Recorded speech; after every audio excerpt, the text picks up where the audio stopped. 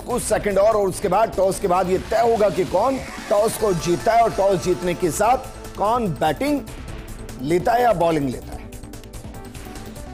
भारत इस पूरे टूर्नामेंट के दौरान अजेय है।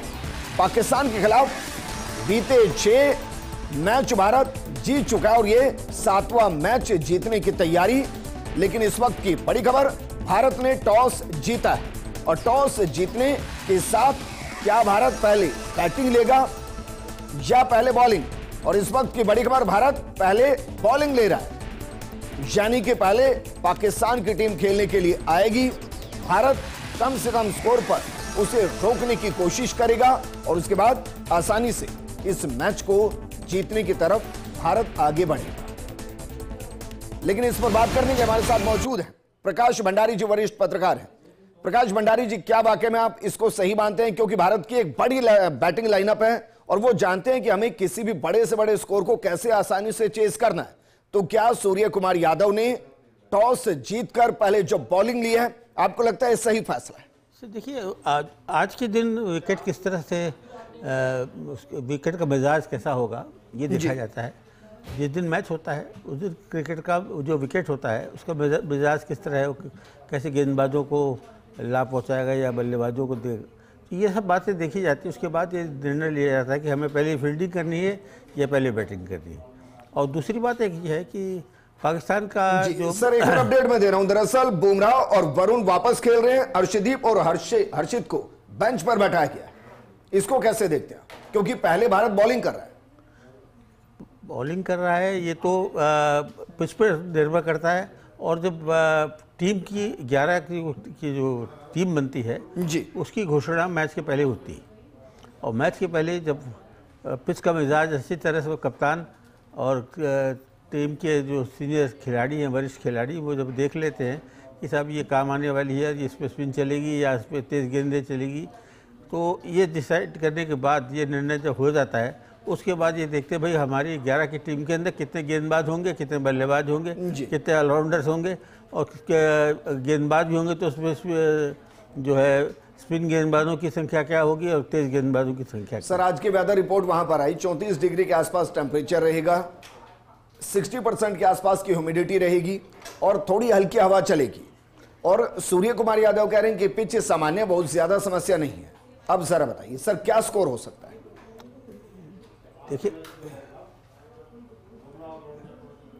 प्रकाश भंडारी जी, देखिए जो दुबई का यह संयुक्त राष्ट्र अमीरात के जो देशों के जो मतलब मौसम की जो स्थिति होती है वो करीब करीब हर जगह एक जैसी होती है। लेकिन एक बात ज़रूर होती है कि सब शाम को थोड़ी वहाँ पर हवा चलने लग जाती है, समुद्री हवा चलने, थोड़ी सी राहत मिलती है, ठंडक पहुँचती है, आर्द्रता इतनी नहीं रहती। लेकिन पिछले मैच में देखा अगर आपने तो वो सारे खिलाड़ी जो है वो जो अमुना बोलते हैं आर्द्रता है उससे बड़े परेशान थे और बार बार जो है अपने शर्ट के आसपास ह्यूमिडिटी बता रहे हैं वहाँ। हाँ, देखिए ह्यूमिडिटी हाई है तो ये कि थोड़ा सा उसमें मतलब जो कॉन्सेंट्रेशन है बल्लेबाज का विशेषकर उस पर बहुत फर्क पड़ता है। गेंदबाज को ज़्यादा मेहनत चाहिए। खिलाड़ी लोकेश जैन जी भी जुड़ गए हैं। लोकेश जी, क्या आप इस फैसले को सही मानते हैं कि सूर्य कुमार यादव ने टॉस जीता और टॉस जीतकर पहले बॉलिंग का फैसला लिया है? अब इसको दो नजरिए से हम देख सकते हैं, एक कि हमें अपने पूरे बॉलर्स पर भरोसा कि वो मिनिमम स्कोर पर उनको रोक देंगे, या इसको हम ऐसे देखें कि ओमान के खिलाफ जिस तरीके से बॉलिंग थोड़ी स्ट्रगल होती नजर आई, हम चाहते हैं कि नहीं हमें कोई भी टारगेट मिले, हमें अपनी बैटिंग लाइन को ट्रस्ट करना है। देखिए, टॉस जीतकर इंडिया ने बहुत सही फैसला करा है, फील्डिंग की है टॉस जीतकर इंडिया ने।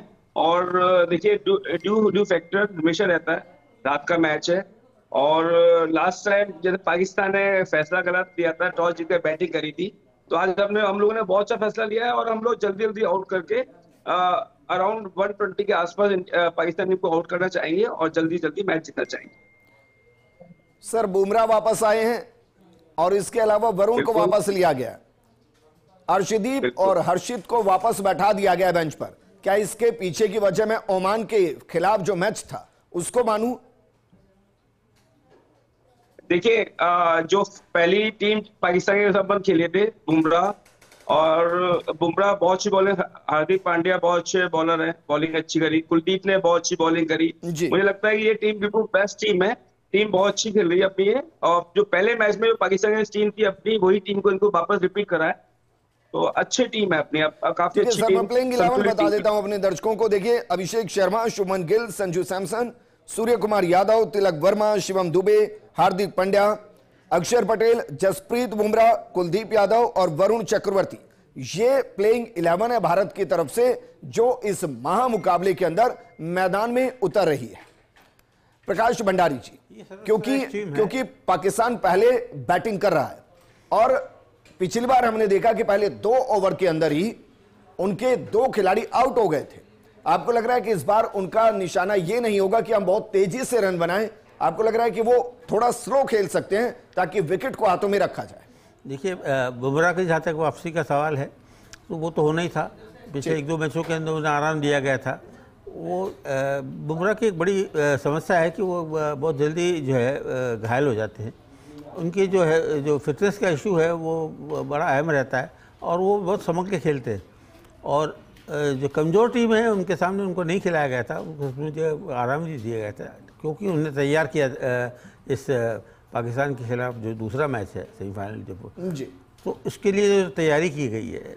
अब बुमराह को आप देखिएगा कि वो इस पिछले 2 मैचों में शायद वो नहीं खेले, तो उसके बाद जो है वो जिस फुर्ती के साथ और जिस जज्बे के साथ वो गेंदबाजी करेंगे, वो पाकिस्तान के लिए जैसे पिछले मैच के अंदर परेशानी बनी थी पाकिस्तान के भारतीय गेंदबाजों के सामने, वो मुझे लगता है बरकरार रहेगी। और कुछ अनुभव से भी सीखा होगा पाकिस्तान ने। और पिछली बार जो थी मानसिक स्थिति अलग सीखता है सर जी, सीखता है वाकई में पाकिस्तान अनुभव से। अच्छा, ऐसा मुझे लगता है ना जंग के मैदान में वो सीखता है, ना वो क्रिकेट में सीखता है। देखिए, मेरे साथ खेल एक्सपर्ट सिद्धार्थ महान भी जुड़ गए हैं। सिद्धार्थ, क्योंकि अगर पाकिस्तान गलतियों से सीखता तो वो जंग के मैदान में भी सीख लेता और यहां भी सीख लेता। लेकिन ये भी हमको जानना चाहिए, समझना लें अच्छी तरह, वो ये है कि कोई भी टीम जो है जीतने के लिए मैदान में उतरती है, हारने के लिए नहीं करती। और हर मैच में जो है स्ट्रेटेजी अलग होती है। वापस मैं आपके पास आऊंगा सिद्धार्थ भाई, वही तो एम्पायर हैं जिसके खिलाफ पाकिस्तान धमकी दे रहा था कि हम टूर्नामेंट ही नहीं खेलेंगे। वही सारे नॉर्म्स हैं, हाथ हम भी नहीं मिलाएंगे, इस बार भी नहीं मिलाएंगे। उल्टा जो धमकी देके कह रहा था कि हम तो खेलेंगे नहीं, और फिर मैच भी खेलता है। क्या वाकई में आपको लगता है कि पाकिस्तानी टीम इतने प्रेशर में है कि उनको मनोचिकित्सक की जरूरत पड़ रही है? और उन्हीं के पूर्व चेयरमैन कह रहे हैं कि क्या मजाक लगा के रखा है। बिल्कुल सही कहा आपने। वैसे मैं प्रकाश भंडारी जी की बात पे आगे बढ़ाऊंगा कि पाकिस्तान वैसे चाहती बहुत है सीखना, बट मेरे ख्याल से वो आगे नहीं सीखते, वो पीछे चले जाते हैं। जो मनोचिकित्सक की, जैसे आपने बताया, मदद ले रहे हैं। अभी रिपोर्ट्स आई हैं, मैं कंफर्म नहीं कह सकता, बट मेरे कुछ साथी दुबई में हैं, उन्होंने बताया है कि कल जब प्रैक्टिस हो रही थी तब पाकिस्तान के प्लेयर्स 6-0 करके ऐसे चिढ़ा रहे थे भारतीय प्लेयर्स को। तो मैं वही बता रहा हूँ, वो आगे नहीं बढ़ते हैं सीख कर, वो पीछे चले जाते हैं। और फिर इसी तरीके से जो रिजल्ट्स पिछले कुछ सालों में हमने जिस तरीके से देखे हैं, वही हमें मिलते हैं। भारत का पलड़ा भारी है, और आप देखिए इस पूरे पिछले 4 या 5 दिन में जो घटनाक्रम रहा है, वो उसका कोई नतीजा पाकिस्तान के फेवर में नहीं आया है। एक तरीके से सिर्फ ड्रामा क्रिएट किया गया, और मैं इस बात पे हाईलाइट करना चाहूंगा, वो सिर्फ और सिर्फ इसलिए किया गया कि ध्यान हटाया जाए पब्लिक का। पाकिस्तान की पब्लिक जो बहुत नाखुश थी उनकी टीम से, बुरी तरीके से जो भारत से हारी थी, उनका ध्यान पाकिस्तान की नाकामी से दूर किया जाए और इन्हीं सब बातों में लगाया जाए कि एक मैच रेफरी ने क्यों नहीं बीच में बोला और क्यों मैच रेफरी को हटाया जाए। आप सोचिए, एक टीम ने आपसे हाथ मिलाने के लिए मना कर दिया और आपका गुस्सा किस पे फूट रहा है? मैच रेफरी पे। और मैच रेफरी को आप हटा भी नहीं पा रहे हैं, आपने रिपोर्ट लिख दी है, फिर आपने एक वीडियो जारी कर दिया जिसकी साउंड नहीं थी। पूरा ड्रामा क्रिएट किया गया।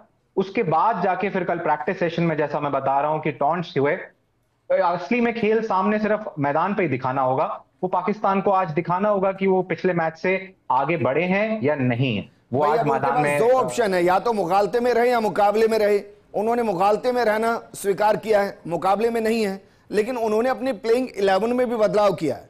उसको आप कैसे देखते हैं? और मैं इसको ऐसे देखता हूं, आप जो कह रहे हो ना 6 नॉट, क्या होता है कि शेर को अगर आप छेड़ेंगे तो फिर शिकार होंगे, और पाकिस्तान वही कर रहा है। बिल्कुल बिल्कुल सही बात है आपकी। और पाकिस्तान चेंजेस कर रही है अपनी, क्योंकि मेरे ख्याल से बैटिंग डेप्थ बढ़ा रही है। फहीम अशरफ वापस आए हैं और मेरे ख्याल से फहीम अशरफ उनकी टीम में एक ये बैलेंस लाते हैं, ऑलराउंडर के तरीके से देखे जाते हैं। अब वो उनको कहां ऊपर खिलाएंगे, किस तरीके से, उनको देखा जाता है कि वो काफी विस्फोटक बल्लेबाज हैं। हालांकि उन्होंने अभी तक कोई ऐसा, उन्होंने भारत के प्रति अगेंस्ट तो कोई प्रदर्शन ऐसा किया नहीं है कि उसको बहुत बड़ा माना जाए प्लेयर, बट पाकिस्तान अपनी कोशिश कर रही है। बहरहाल इस पूरे टूर्नामेंट से पहले भी हम लोग ये बात कर रहे थे, चाहे पाकिस्तान हो चाहे कोई सी भी दूसरी साइड हो इस एशिया कप में, भारत का मुकाबला इस समय सिर्फ हमारे से ही है। हमने ओमान के अगेंस्ट देखा, थोड़ा रिलैक्स कर गए थे, और वही रिलैक्सेशन हमें नहीं चाहिए। हमें अपना गेम, देखिए भारत का विश्व बंधु की भूमिका निभाता है। वो अफगानिस्तान को भी बूस्टर डोज देता है, वो ओमान को भी बूस्टर डोज देता है, ताकि जब वो पाकिस्तान या किसी और टीम से लड़े तो उनको लगे कि हम इनसे जीत सकते हैं। भारत एक अलग रणनीति पर काम करता है, लेकिन हारिस रऊफ को भी इस मैदान में उतारने की कोशिश की गई है। आपको लग रहा है कि यह चेंज थोड़ा सा भी इंपैक्ट ला सकता है, क्योंकि उनको अनुभव तो है? जी, मतलब मेरे ख्याल से यही कोशिश है उनकी कि भारत को थोड़ा सा स्पीड से डराया जाए। हारिस रऊफ अच्छी स्पेस पे बॉलिंग करते हैं, 140, 145, 150 तक भी कर लेते हैं। तो मेरे ख्याल से ये चेंजेस किए गए हैं। उन्होंने यूएई के खिलाफ अच्छी बॉलिंग करी थी, मेरे ख्याल से इस वजह से उन्हें वापस लाया गया भारत के खिलाफ भी। और मेरे जो सेकंड बॉलिंग जब वो करेंगे तो मेरे ख्याल से थोड़ी सी स्किड होगी, ड्यू होगी। कल ऐसा देखने को मिला प्रैक्टिस सेशन में, जब इंडिया बैटिंग कर रही थी नेट्स में, तो ऐसा देखने को मिला कि काफी गीली हो गई थी पिच। प्रैक्टिस के टाइम पे बहुत ड्यू आई है, जो कि पिछले मैचेस में देखने को नहीं मिला है। तो हो सकता है कि आज भी वही हो, तो बॉल स्किड एकदम से ज्यादा होगी, शायद हारिस रऊफ को मदद मिले। एक और सवाल, क्योंकि बाकी पैनलिस्ट भी मेरे साथ हैं, वहां पर 60% के आसपास ड्यू है, 34 डिग्री के आसपास वहां का टेम्परेचर है। सवाल यह है कि क्या शाहीन अफरीदी को ऊपर खिला सकते हैं 3 या 4 पर? वो जिस तरीके से पाकिस्तान की बैटिंग इस समय चल रही है, मुझे ऐसा लगता है कि हो भी सकता है ऐसा। बट इन ऑल प्रॉपर तरीके से अगर बैलेंस्ड उनका जो बैटिंग जो है उस तरीके से देखा जाएगा, तो मुझे नहीं लगता कि वो 7 या 8 नंबर से पहले आएंगे। शायद अगर अच्छी बैटिंग चल रही हो तो उन्हें ऊपर भेजा जाए थोड़ा सा तेजी से रन बनाने के लिए। बट शाहीन शाह अफरीदी की सबसे ज्यादा जरूरत पाकिस्तान को बैटिंग से नहीं बॉलिंग से होगी, और वो इसीलिए भी होगी क्योंकि पिछले मैच में देखा गया शुभमन गिल वापस से जो उनके अंदर आती हुई बॉल की जो उनकी कमजोरी है वो वापस से देखी गई। ओमान के जो लेफ्ट आर्म फास्ट बॉलर थे, उन्होंने बॉल को अंदर लाया और शुभमन गिल वही शॉट ड्राइव करते हुए और बोल्ड हुए हैं। शाहीन शाह अफरीदी की भी यही कोशिश होगी कि बॉल को अगर थोड़ी सी ड्यू आ गई होगी तो उस समय हल्की सी शायद उनको मदद मिल सकती है शुरू के कुछ ओवर्स में। अगर शुभमन गिल अगर टिक गए तो मुझे नहीं लगता कि यह मैच जितना भी पाकिस्तान का टोटल होगा बहुत लंबा चल पाएगा। ठीक है, लोकेश जैन जी, आपको क्या लगता है भाई, क्या टोटल होगा पाकिस्तान की तरफ से? देखिए, पाकिस्तान की तरफ से टोटल तो कम ही बनेगा, क्योंकि अपने पाकिस्तान के अकॉर्डिंग अपनी जो इंडिया टीम है काफी बेटर टीम है, काफी स्ट्रांग टीम है। तो मुझे लगता है कि पाकिस्तान पहले बैटिंग करती तो 110, 115 के आसपास रन बनाएगी। सिद्धार्थ, आपको क्या लगता है, क्या टोटल हो सकता है? मुझे ऐसा लगता है कि इस बार भी 125, 130 के आसपास बनेगा। वो भी इसीलिए बनेगा क्योंकि मेरे ख्याल से थोड़े से सहमे हुए हैं पाकिस्तान प्लेयर्स। वो शायद शुरुआत में थोड़ा सा धीरे खेलें, थोड़े रुक के खेलें, विकेट बचाने की कोशिश करें, तो उसके कारण हो सकता है कि वो 130 तक खींच जाएं। मैं बहुत इंटरेस्टेड हूं देखने के लिए कि पिच कैसा खेलती है। अगर ड्यू अभी से आ रही है तो शायद पाकिस्तान का स्कोर 10, 15, 20 रन और ज्यादा भी हो सकता है। बट हमारी बहुत स्ट्रॉन्ग बॉलिंग लाइनअप है, वरुण चक्रवर्ती और जसप्रीत बुमराह आ रहे हैं, तो मुझे नहीं लगता कि बहुत ज्यादा रन बना पाएंगे। क्योंकि पिच रिपोर्ट को एनालिसिस कर रहा था तो मुझे भी लगता है कि 140 के आसपास का स्कोर हो सकता है अगर पाकिस्तान बहुत बेहतर तरीके से खेले। प्रकाश भंडारी जी, आपको क्या लगता है सर? पिछले मैच में ये कहा था कि 125 बस से ज़्यादा पाकिस्तान नहीं बना भाई, वही हुआ करीब 125। मैं 150 के अरे कोई रखता है 140, 150, लेकिन आप सही निकले थे। शायद इस बार भी आप सही निकले। लेकिन अभी जो है कि अगर पाकिस्तान की जहाँ तक बल्लेबाजी के क्रम का सवाल है, अगर वो उन्होंने अफरीदी को ऊपर भेजा तो अफरीदी पे ज़बरदस्त एक दबाव होगा। अफरीदी का आपने देखा, वो पिछले 2 मैचों में देखा मैंने कि वो बिल्कुल विकेट को छोड़ कर खेलते हैं। इसका अलग बल्ला अलग होता है, वो कहीं खड़े होते हैं और तीनों विकेट उनके दिखते, आप देख सकते हैं। तो वो जो है आधी तो अपनी तकदीर की लड़ाई लड़ते हैं शायद। कोई गेंद आ जाए उसे लगाते हैं अपना, गेंद अगर बल्ले पे आ जाए तो आ जाए। तो ऐसे खिलाड़ी को का क्रम बदल के उसे ऊपर भेजना मैंने समझा सुसाइडल होगा। ठीक है, वो सुसाइडल है। अंतिम में अगर 10-5 बोले हों और उसमें तुक्का लग जाए तो एक अलग बात। देखिए उसमें लगता है क्योंकि उसकी टीम में जो जगह बनी है वो एक गेंदबाज के रूप में बनी है और बल्लेबाज उनके बल्ले से जो रन निकल गए वो बोनस होता है। बिल्कुल। तो ऐसी स्थिति में उसमें हमेशा तो आप उम्मीद नहीं रख सकते कि वो 17, 18, 20, 22, 24 रन बना दे, 2 छक्के लगा दे, 1 चौका लगा दे, 3 चौके लगा दे। तो जिस तरह से वो खेलते हैं वो उसमें लगता नहीं है। और कोई कोई चालाक बॉलर होगा तो वो तो 2 मिनट में विदा कर देगा उनको। ठीक बात। सिद्धार्थ, एक और सवाल, क्योंकि अभी तक 3 जो मुकाबले हुए उसमें एक चीज महत्वपूर्ण रही है, हमारी ओपनिंग जोड़ी बहुत ज्यादा सक्सेस नहीं हुई, खासकर शुभमन गिल की बात करूं मैं, क्योंकि एक तरीके से अगर मैं देखूं तो ओपनिंग में डिसअपॉइंटमेंट है। अभिषेक शर्मा भी एक लंबी पारी नहीं खेल रहे हैं, 30, 35, 40 रन और फिर वो आउट हो रहे हैं। क्या वाकई में आपको लग रहा है कि अगर हम आज 140, 145 को डिफेंड कर रहे होंगे तो कहा जाएगा कि भाई आप रुक कर खेलिए थोड़ा? क्या ये होता हुआ दिखाई दे सकता है या फिर नेचुरल गेम जो चल रहा है वही चलेगा? जी, जिस तरीके से ये टीम मैनेजमेंट का जोर रहा है पिछले कुछ समय से, मुझे नहीं लगता कि कोई और इसमें बदलाव किए जाएंगे स्ट्रैटेजी में। सबको अपने अपने रोल्स डिफाइंड हैं इस पूरी टीम में। अभिषेक शर्मा लंबी पारी नहीं खेल रहे हैं, बट मेरे ख्याल से वो अपना रोल बखूबी निभा रहे हैं। उनका रोल सबसे पहले जाके शुरुआत में उन 6 ओवर्स का फायदा उठाना है जो पावर प्ले के ओवर्स हैं, और वो उस रोल को बखूबी निभा रहे हैं। मेरे ख्याल से शुभमन गिल थोड़ा सा इस समय बैकफुट पर हैं अपने परफॉर्मेंसेस को लेकर, बट बहुत केपेबल बैट्समैन है और फॉर्म में भी हैं। इंग्लैंड में इतने रन बनाते हुए आए हैं वो, तो ऐसा नहीं है कि वो फॉर्म नहीं है उनकी अच्छी है। मुझे लगता है कि बस शायद अगर वो 2 या 3 ओवर रुक के खेल जाएं तो उनसे बहुत लंबी 100 रन भी बना सकते हैं वो पूरे, अगर खेल जाएं तो। शुभमन गिल के ऊपर थोड़ा सा प्रेशर रहेगा, बट मुझे नहीं लगता कि कोई स्ट्रैटेजी में चेंज होगा, सब अपना अपना रोल खेलेंगे। मिस्टर 360 सूर्य कुमार यादव, क्योंकि वो पिछले मैच में खेलने ही नहीं आए, अब मैं उसको इस नजरिए से देखता हूं कि भाई सबको शायद वो चाह रहे होंगे कि कोई अच्छे से अपने आप को प्रूव करे, एक नजरिए से देख सकते हैं। लेकिन क्या वो एक्सपेरिमेंट पाकिस्तान के खिलाफ होगा या उनका जो नंबर है उस नंबर पर वो खेलते हुए नजर आएंगे?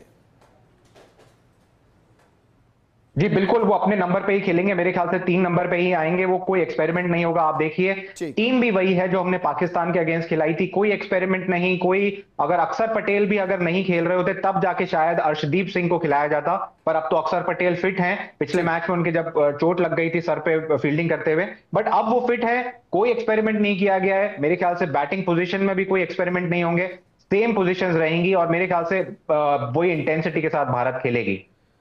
ठीक है, और मुझे लगता है ना मन ना विज्ञान, कोई मनोविज्ञान भारत के खिलाफ पाकिस्तान को मजबूत फिलहाल तो करने की स्थिति में नहीं है। अगर बस कुछ मिनट और उसके बाद महामुकाबला जमीन पर शुरू होगा, क्रिकेट के मैदान पर शुरू होगा, जहां पाकिस्तान पहले बल्लेबाजी करी और पाकिस्तान ने इस बार अपनी टीम के अंदर कई बदलाव किए, लेकिन क्या वो बदलाव परिणाम को बदल पाएंगे? क्या वाकई में भारत ने टॉस जीतकर जो पहले बॉलिंग करने का फैसला किया वो एक बेहतरीन फैसला है, क्योंकि कम से कम स्कोर पर पाकिस्तान को पहले आउट करना और उसके बाद आसानी से मैच को जीतना, क्या ये रणनीति रही है? इस पर बात करने के लिए हमारे साथ लोकेश जैन जी जुड़े हुए हैं, जो कि पूर्व रणजी खिलाड़ी हैं, और साथ में हमारे साथ वरिष्ठ पत्रकार प्रकाश भंडारी जी जुड़े हुए हैं। लोकेश, आपके साथ शुरू करना चाहूंगा, क्या वाकई में आपको लग रहा है, क्योंकि पिछले मुकाबले के अंदर पाकिस्तान ने अपने पहले 2 विकेट पहले 2 ओवर के अंदर गंवा दिए थे, आपको लग रहा है कि इस बार पहले 6 ओवर पाकिस्तान संभलकर खेलने की कोशिश करेगा और भारत बिल्कुल उसी अंदाज में पहले कुछ ओवर के अंदर पाकिस्तान की बैटिंग लाइन को तहस नहस करने की कोशिश करेगा? बिल्कुल, देखिए पहले उसको 6 ओवर थोड़ा बुमराह को थोड़ा ढंग से खेलेंगे, वो संभल के खेलेंगे, क्योंकि बुमराह अभी काफी अच्छी बॉलिंग कर रहे हैं, हार्दिक पांड्या है वो भी काफी अच्छी बॉलिंग कर रहे हैं, और पाकिस्तान यही चाहेगा कि मैं अपने विकेट्स नहीं ड्रॉप करूं और 6 ओवर अपने आराम से निकालूं, कम से कम 7-8 ओवर अच्छा तरह खेलूं, 50 से 55 रन बनाएं, फिर थोड़ा सा अटैक करेंगे। नहीं, लेकिन फिर टारगेट किसको करेंगे भाई? बुमराह को अगर टारगेट ना करे, वरुण को कर नहीं पाते, कुलदीप पे विकेट दे देते हैं, अक्षर स्मार्ट बॉलर हैं, हार्दिक पांड्या पहले ही विकेट ले रहे हैं, तो 20 ओवर तो निकल जाएंगे फिर। देखिए टारगेट तो कैसे कर सकते हैं, क्योंकि अपनी बॉलिंग लाइन इतनी ज्यादा स्ट्रांग है। एक्चुअल में जो पाकिस्तान की बैटिंग लाइन है काफी वीक है, तो टारगेट मुझे लगता नहीं कि वो सभी लोग पाकिस्तान वाले पे ढंग से खेलेंगे, ढंग से खेलकर अपने विकेट बचाएंगे और फिर रन बनाएंगे। 110 के आसपास रन बनाने का उनका टारगेट होगा, इतने ही रन बनेंगे 110 के आसपास। तो मुझे लगता नहीं है, क्योंकि बैटिंग लाइन बहुत वीक है एक्चुअली पाकिस्तान की अपने अकॉर्डिंग। ठीक है प्रकाश भंडारी जी, आपको क्या लग रहा है भारतीय कौन से बॉलर को वो टारगेट कर सकते हैं, क्योंकि सबके ही रिकॉर्ड पाकिस्तान के खिलाफ बेहतरीन है? देखिए मैं ये समझता हूँ कि पाकिस्तान के लिए जो पाकिस्तान के बल्लेबाज है, उच्च क्रम के बल्लेबाज की बात कर रहा हूँ, टॉप ऑर्डर की बात कर रहा हूँ, तो टॉप ऑर्डर के बैट्समैन हैं वो पेस को खेलने के लिए तैयार बैठे हैं। जी, पाँचवें छठे ओवर के अंदर भारतीय कप्तान अगर कोई तब्दीली करें और चक्रवर्ती को या एक तरफ लगाएं या कुलदीप यादव को लगाएं, तो उसको उसमें जो है वो उसमें कठिनाई पैदा करने का वो दौर शुरू होता है पाकिस्तान के बल्लेबाजों की। जितने आपने रन देखिए, तेज़ गेंदबाजों पर रन अच्छे बनते हैं और जो स्पिन गेंदबाज हैं उस पर रन भी बनते हैं, लेकिन गेंद भी काफ़ी उछलती है और कैच खूब होते हैं। तो ऐसी स्थिति में चौथे पाँचवें ओवर तक तो ये उम्मीद करनी चाहिए कि भाई हमारे जो पाकिस्तान के जो बल्लेबाज हैं वो अच्छा खेलेंगे, हो सकता है। लेकिन पाँचवें छठे ओवर के बाद जब हम स्पिन इंट्रोड्यूस करेंगे तो अब पाकिस्तान के जो बल्लेबाज को कैसे निगोशिएट करते हैं, स्पिन को कैसे निगोशिएट करते हैं। पहले मुकाबले के अंदर, इससे पहले जब हम भिड़े तो पहले हार्दिक पांड्या और उसके बाद बुमराह ने बैक टू बैक ओवर के अंदर विकेट गिराए थे। देखिए वो मैं स्वीकार करता हूँ इस बात को, विकेट जो हैं तेज़ गेंदबाजों ने लिए हैं, लेकिन उसकी उस पहले मैच की बात है। दूसरे मैच की तैयारी शायद पाकिस्तान कुछ और मजबूती से खेलेगा ऐसी उम्मीद रखी जाती है। तो लगता है 4-5 ओवर में तो लगता है कि पाकिस्तान रन बनाएगा। उसके पाँचवें छठे ओवर पर जब उनको रिदम को जब तोड़ना होता है, जब लय को तोड़ना पड़ता है, तब वो स्पिन गेंदबाज आते हैं वो लगाते हैं, उन पर कई बार रन भी बनते हैं लेकिन विकेट भी मिलते हैं। ठीक, लोकेश जैन जी, क्या वाकई में मनोवैज्ञानिक जो होते हैं उनका असर पड़ता है खिलाड़ियों पर? क्योंकि पाकिस्तान को दिया गया है कि भाई मैच से पहले मनोवैज्ञानिक से मिलकर जाइए। देखिए इंडिया पाकिस्तान में वैसे भी मैच काफी प्रेशर वाला मैच होता है और पाकिस्तान में ज्यादा प्रेशर, पाकिस्तान के ऊपर ज्यादा प्रेशर होता है, क्योंकि हमेशा हर जगह अपने पाकिस्तान मात खाती है भारत से। तो मुझे लगता है कि प्रेशर पाकिस्तान पर कुछ ज्यादा ही रहता है। ज्यादा प्रेशर लेंगे, ऐसा तो नहीं कि मनोवैज्ञानिक भी प्रेशर में ही हो कि भाई समझाए तो क्या समझाएं? मनोवैज्ञानिक प्रेशर तो ऐसा कुछ भी नहीं है इसमें, तो थोड़ा प्रेशर जरूर रहता है उनके ऊपर। जी, नहीं हो सकता मनोवैज्ञानिक के ऊपर ही प्रेशर हो। एक और सवाल, क्योंकि जो एम्पायर जिनके अगेंस्ट पाकिस्तान की एक भारी नाराजगी थी, वही एम्पायर है, फिर से एम्पायर भी नहीं बदलवा पाए, तो क्या ये भी प्रेशर रहेगा कुलदीप जी?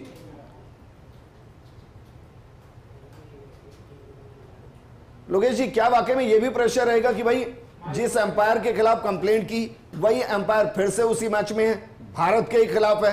क्या एक खिलाड़ी पर इसका भी प्रेशर होता है? देखिए ऐसी तो कुछ भी नहीं होता, ऐसा कोई प्रेशर ऐसा कुछ भी नहीं होता, ये तो बातें हैं, बाकी ऐसा प्रेशर कुछ भी नहीं होता। ठीक है प्रकाश भंडारी जी, क्योंकि मैं खुद भी क्रिकेट खेलता हूं, मैं मानता हूं कि शुरुआती जो बॉल होती हैं बस उसमें थोड़ा सा रहता है, उसके बाद फिर एक रिदम होता है, उस रिदम के साथ खिलाड़ी खेल रहा होता है और उसी रिदम को तोड़ना होता है कि ग्राउंड में क्या चल रहा है, उसी रिदम को क्या कर रहा है, बाकी कौन क्या कर रहा है, उसी रिदम को तोड़ना जो है, उसी में जो चेंज ओवर होता है। कप्तान जो है जो मैच के किस तरह से मैच प्रोग्रेस कर रहा है उसे देखता है और उसको लगता है कि भाई ये हमारी जो है तेज़ गेंदबाजी चल नहीं पा रही है, अब रिदम को ब्रेक करने के लिए एक स्लो बॉलर लगाएं, लेग स्पिनर लगाएं, ऑफ स्पिनर लगाएं, उसको क्या है चेक करना पड़ता है। तो उसमें कई बार यह देखा होगा हमने कि स्पिनर आते हैं और दनादन रन दे देते हैं, लेकिन क्या होता है 4 गेंदों पे अच्छे रन दे दिए, 5वां गेंद जो है कैच हो जाता है। तो वो जो कप्तान की जो भूमिका है रिदम ब्रेक करने की, उसमें वो कामयाब हो गए।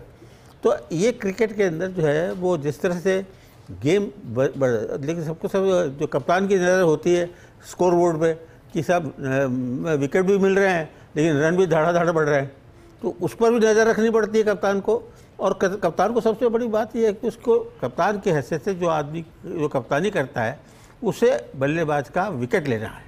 ठीक बात। सबसे बड़ी बात है उसका विकेट लेना।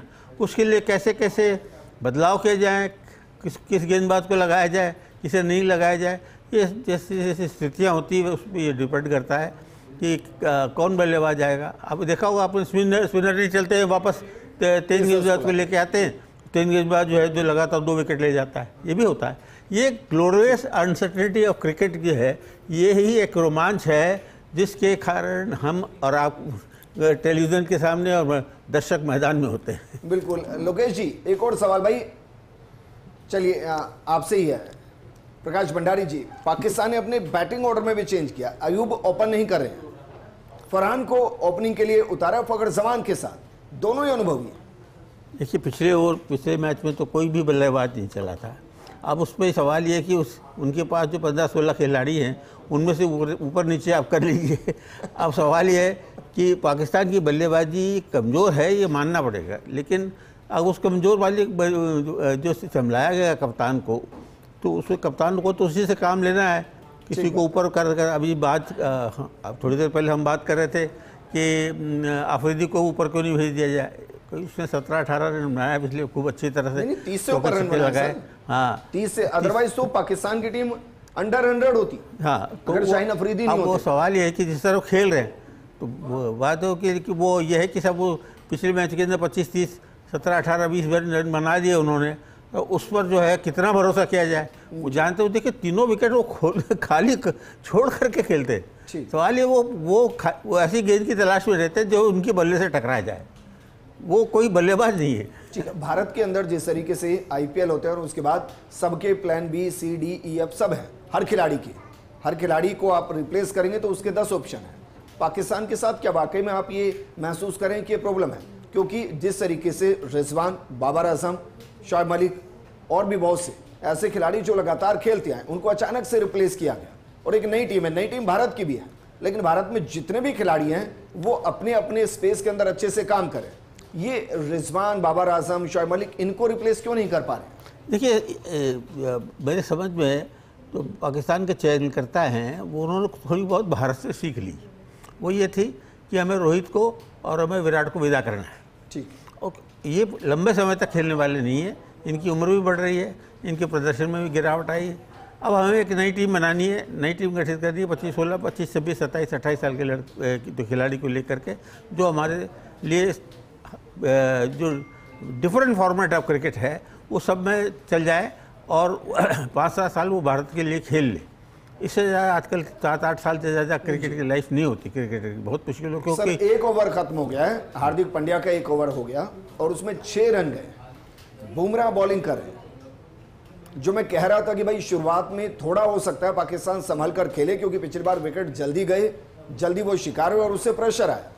क्या ये वाकई में रणनीति हो सकती है कि पहले 6 ओवर में अगर हमारे 40 रन भी होते हैं और विकेट नहीं जाता है तो हम आगे चलकर मैच के अंदर रन बना सकते हैं? क्योंकि T20 का ऑलमोस्ट मुकाबला एक जैसा ही होता है, बस 2-4-5 ओवरों को छोड़ दें। मुझे जहाँ तक मैं समझता हूँ, मुझे लगता है कि पहले के चौथे 4-5 ओवर में अच्छे रन बनने हैं और पाकिस्तान के जो ओपनर्स हैं वो शायद 4-5 ओवर तक तो बहुत अच्छी तरह खेलेंगे।